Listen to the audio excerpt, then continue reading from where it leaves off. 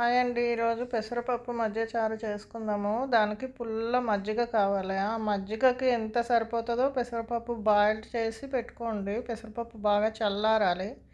దానికి ఒక 2 వెల్లుల్లి రెబ్బలు, 1 ఇంచు అల్లం ముక్క అండి క్రష్ చేసుకోండి బాగా. దీనికి తిరగమాతకి మినపప్పు, ఆవాలు, జీలకర్ర, ఒక 4 మిరియాలండి, పచ్చిమిరపకాయలు, ఎండుమిరపకాయలు, కొంచెం హింగు, కరివేపాకు, కొత్తిమీర అండి దీనికి పోపు.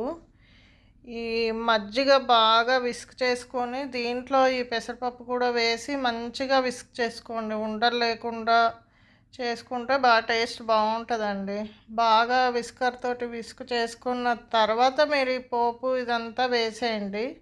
దీనికి కొంచెం సాల్ట్ వేయండి. మీరు కావాలంటే కొంచెం ధనియాల పొడి కూడా వేసుకోవచ్చు. మీకు టేస్ట్కు మీ ఇష్టం అండి, ఏది కావాలంటే అది వేసుకోవచ్చు. ఈ విధంగా ఉంటుందండి పెసరపప్పు.